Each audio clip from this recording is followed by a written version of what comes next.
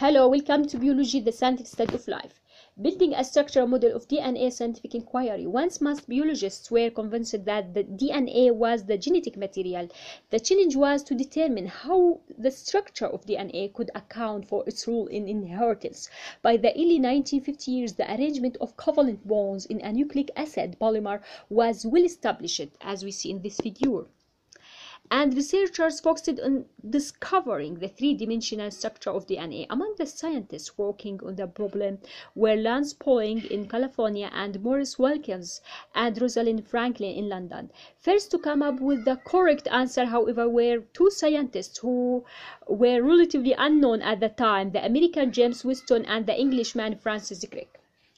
The brief but celebrated partnership that solved the puzzle of DNA structure began soon after Weston journeyed at Cambridge University, where Crick was studying protein structure with a technique called X-ray crystallography, as we see in this figure. While visiting the laboratory of Maurice Wilkins at King's College in London, Weston saw an X-ray diffraction image of DNA produced by Wilkins' colleague Rosalind Franklin. Images produced by X-ray crystallography are not actually pictures of molecules. The spots and smudges in this figure were produced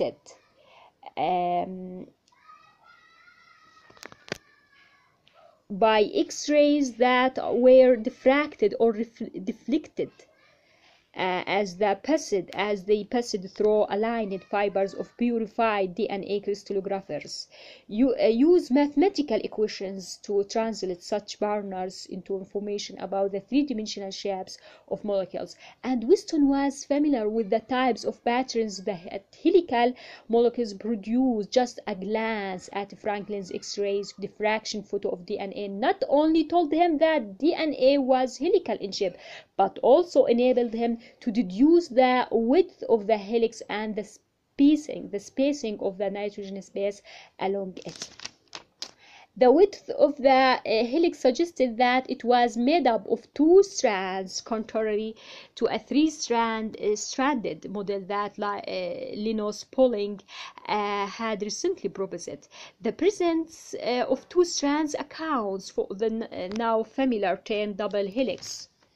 Weston and Crick began building models of a double helix that would conform to the X-ray measurements. And what was then known about the chemistry of DNA? Having read an annual report summarizing Franklin's work, they knew she had concluded that the sugar phosphate backbones were on the outside of the double helix. This arrangement was appealing because it put the relatively hydrophobic nitrogen bases in the molecule's anterior and thus away from the surrounding aqueous solution.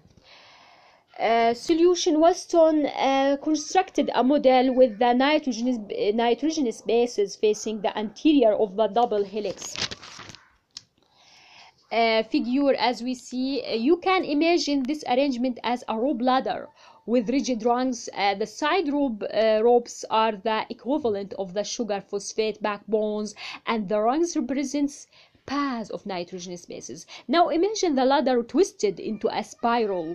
Franklin's X-ray data indicated that the helix makes on full turn every 3.4 nanometer along its length, with the bases stacked just 0.34 nanometer apart. There are 10 layers of base pairs or rungs of the ladder in each turn of the helix. The nitrogen bases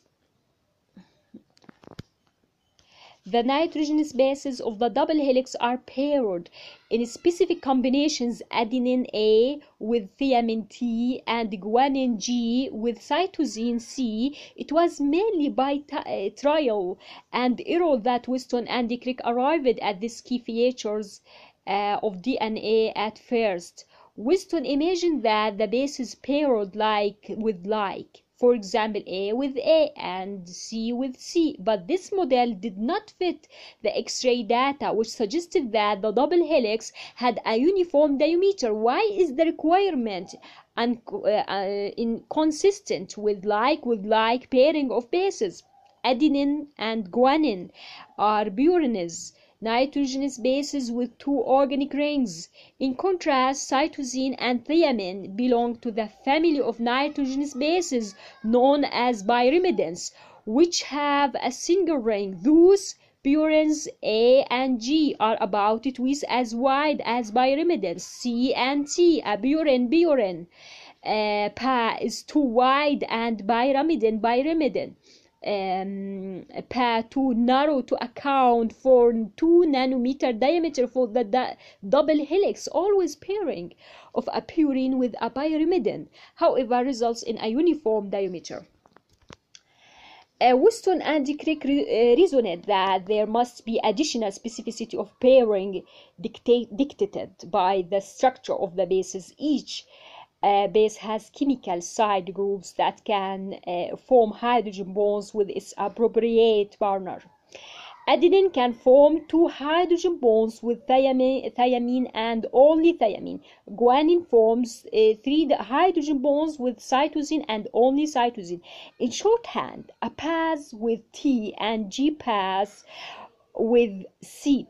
The Weston-Crick model explained the basis of Chargaff's rules. Wherever one strand of DNA molecule has an A, the partner strand has a T, and G in one strand is always paired with C in the complementary strand. Therefore, in the DNA of any organism, the amount of adenine equals the amount of the thymine, and the amount of a guanine equals the amount of a cytosine. Although the base pairing rules dictate the combinations of nitrogenous bases that form the rungs of the double helix, they do not restrict the sequence of nucleotides along each DNA strand. The linear sequence of the 4 bases can be varied in countless ways, and each gene has a unique order or base sequence. In April 1953, Weston and Crick surprised the scientific world with a succinct